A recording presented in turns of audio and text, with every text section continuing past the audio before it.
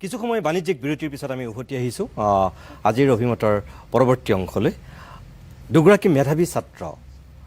খুব কথা পাতি ভাল লাগিছে এফালে সাধনা আছে এগৰাকী মেধাৱী ছাত্ৰী এফালে আছে ধৃতিৰাজ ধৃতি মই কথা আৰু পাতি থাকিম কিন্তু তুমি যেহেতু খুব ধুনীয়া গীত গোৱা আজি যেতিয়া তুমি আহিবা বুলি গম পাইছিল বহুতে মোক কৈছিল যে আপুনি ধৃতিক কিন্তু গীত গাব লাগিব আজি আনকি মোৰ কাৰ্যালয়ৰ বহুতে কৈছে যে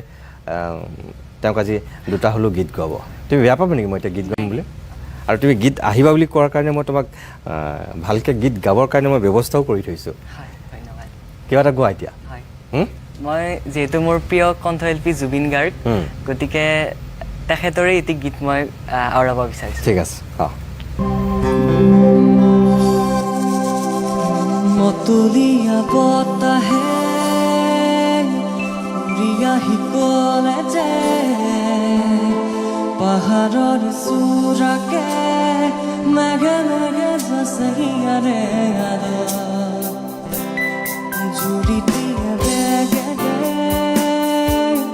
খিৰে খিৰে জপিয়া আবেগেৰে কৈ যায় খুৰা খুৰা প্ৰীতিৰ নাই ভাগৰ আবেগৰ ৰাগী বতাহত উৰে চৌদিশে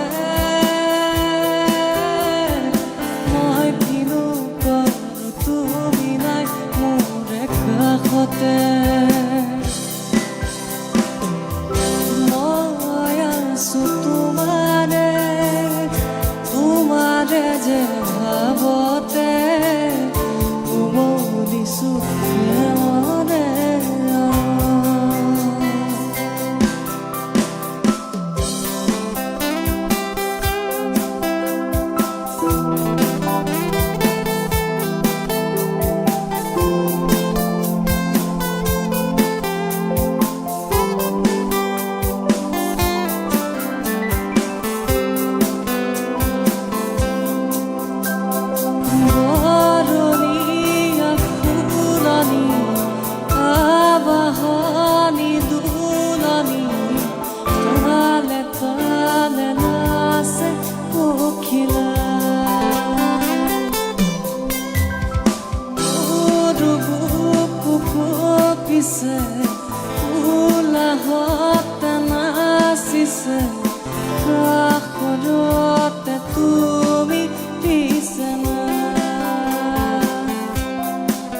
দুনিয়া বতাহে উৰিয়া শিকলে যে পাহাৰৰ চূড়াকে মেঘে মেঘে যাছে হিয়াৰে জুৰিটিয়ে বেগেৰে খিৰে খিৰে জপিয়া আবেগেৰে কৈ যায় খুৰা খুৰা প্ৰীতিৰ নাই আবেগৰ ৰাগী বতাহত উৰে চৌদিশে মই কিনো কৰোঁ তুমি নাই মোৰে কাষতে মতুলিয়া বতাহে উৰিয়া শিকলে যে পাহাৰৰ চূড়াকে মেঘে মেঘে যাছে হিয়াৰে জুৰিটিয়ে বেগেৰে খিৰে খিৰে জপিয়াই আবেগেৰে কৈ যায় খুৰা খুৰা প্ৰীতিৰ নাই ভাগৰ ইমান ধুনীয়াকৈ গাইছা তুমি গীত শিকিছা নেকি কাৰোবাৰ ওচৰত আচলতে মই বিমিউজ কৰিছিলোঁ কিন্তু মোৰ ইচ্ছাৰ বিপৰীতে কৰিছিলোঁ আচলতে মই ক'বলৈ গ'লে মোৰ ক্লাছিকেল যিটো বিভাগ তাত মোৰ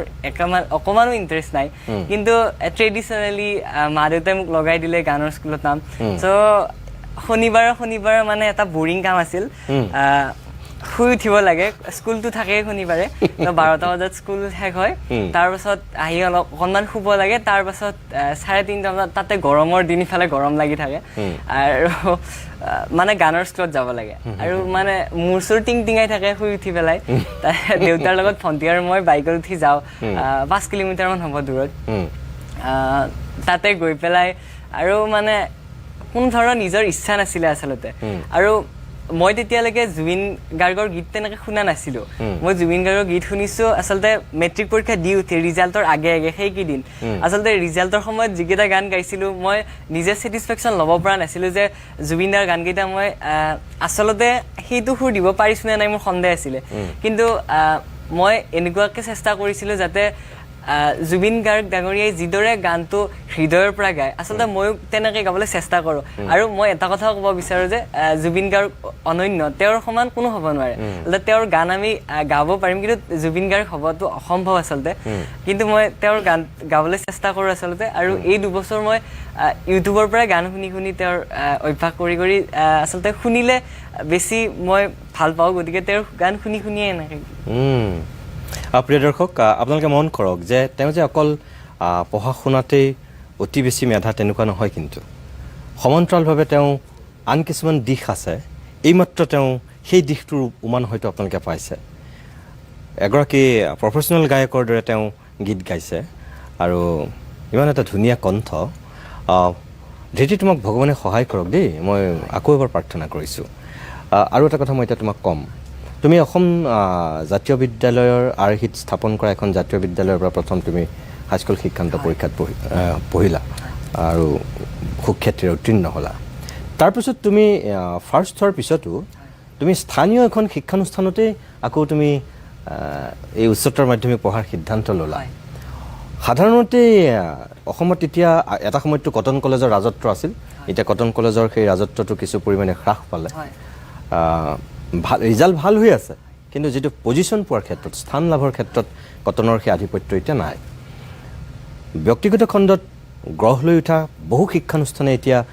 সেই আধিপত্যটো বিস্তাৰ কৰি আছে যোৱা প্ৰায় এটা দশকতকৈও বেছি হ'ল তুমি তেনেকুৱা শিক্ষানুষ্ঠানলৈ নগৈ তুমি যে এখন স্থানীয় শিক্ষানুষ্ঠানতেই শিক্ষা গ্ৰহণ কৰাৰ সিদ্ধান্তটো লৈছিলা সেয়া তোমাৰ সিদ্ধান্ত নে তোমাৰ মা দেউতাৰ সিদ্ধান্ত আছিল আচলতে প্ৰথমতে মই এইটো আচলতে মা দেউতাৰ সিদ্ধান্ত আছিল যে তেওঁলোকৰ সিদ্ধান্ত আছিল মোৰ ৰিজাল্ট দিয়াৰ বহু আগতে মানে মই যেতিয়া পৰীক্ষা দি উঠিছিলোঁ তেতিয়া দেউতাই মানে আমাৰ দৰং জিলাৰ যিবোৰ ভাল শিক্ষক আছে তেওঁলোকৰ লগত যোগাযোগ কৰিছিল ফিজিক্স কেমেষ্ট্ৰি বা মেথছ বায়'লজি এনেকৈ বিভিন্ন ধৰণৰ ৰিটায়াৰ্ড প্ৰফেচৰে হওক বা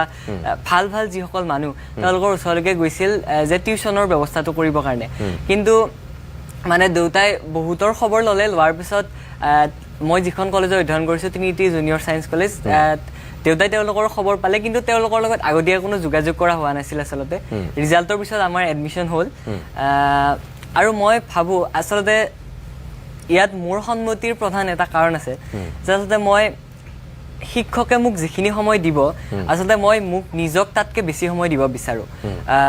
মই কিবা এটা বস্তু যদি শিকিব লাগে তেনেহ'লে মই আচলতে বেলেগে যেতিয়া বুজাই থাকিব তেতিয়া আচলতে শিকিব নোৱাৰোঁ এইটো মোৰ ব্যক্তিগত কথা আচলতে এইটো সুবিধাই নে অসুবিধাই মই নাজানো বাৰু কিন্তু মই যেতিয়া বস্তু এটা নিজাববীয়াকৈ ভাবিবৰ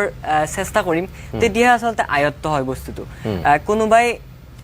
যিমান কষ্ট কৰি বুজালেও আচলতে সকলো শিক্ষকে কষ্ট কৰেই বাৰু কিন্তু যিমান কষ্ট কৰি বুজালেও মোৰ হয়তো মনত নবহিবও পাৰে সেই কথাটো আচলতে বেলেগে যিটো কথা কৈছে আচলতে হয়তো তেওঁ বেলেগ এটা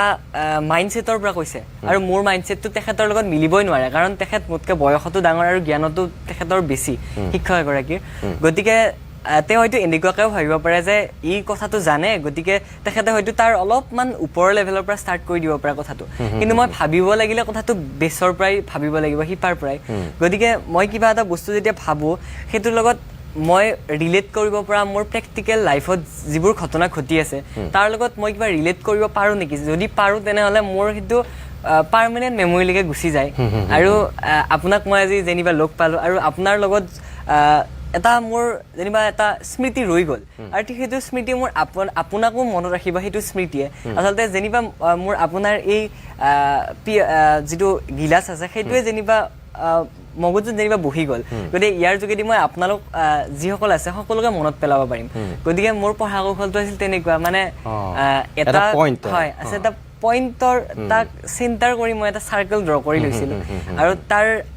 ভিতৰত যিমান পাৰি বস্তু সোমাব ট্ৰাই কৰিছিলোঁ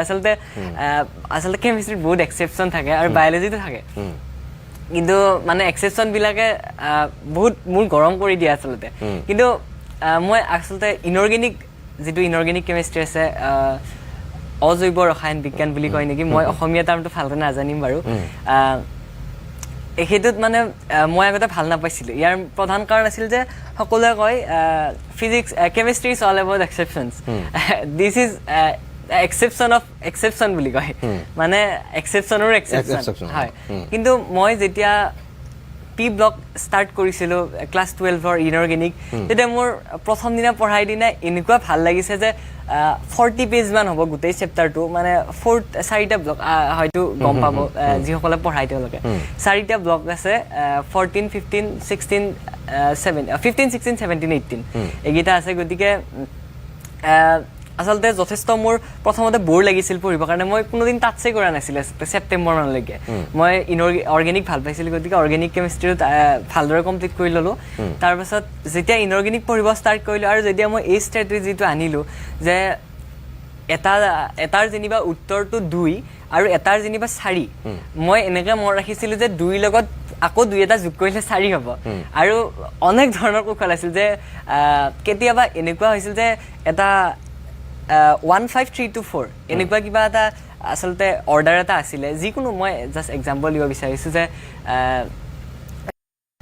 তেনেকুৱা এটা যেনিবা অৰ্ডাৰ আছে গতিকে মই সেইটো মনত ৰাখিব লাগে তেতিয়া 15324 বুলি যেতিয়া মই পঢ়াৰ লগে লগে কৈ যাওঁ আচলতে ছাবকনচিয়াছ মাইণ্ডত সেইটো ৰৈ যায় যেতিয়া মই আন বস্তু পঢ়ি থাকিম তেতিয়া হয়তো খেলে থাকে গতিকে সেইটোৰ পৰা আন এটা সুবিধা হয় যে মই আন কিছুমান বস্তু ৰিলেট কৰিব পাৰোঁ হয় এতিয়া যেনিবা কিছুমানৰ 15324ৰ সলনি 15342 আছিলে গতিকে আকৌ ওলটাই কৰিব পাৰি গতিকে সেনেকুৱা ষ্ট্ৰেটেজি চাইছিলোঁ প্ৰিয় দৰ্শক আপোনালোকে যিসকলে অনুষ্ঠান চাই আছে যদি আপোনাৰ সন্তানে চোৱা নাই তেতিয়া আপোনালোকৰ সন্তানকো কিন্তু এই অনুষ্ঠানটো চোৱাব পাৰে পঢ়াৰ টেবুলৰ পৰা মাতি আনি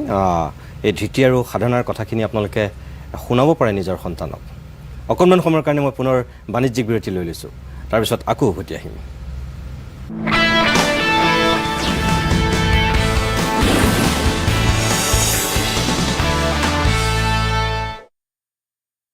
নিহাৰে বুজাই নিজকে নিজে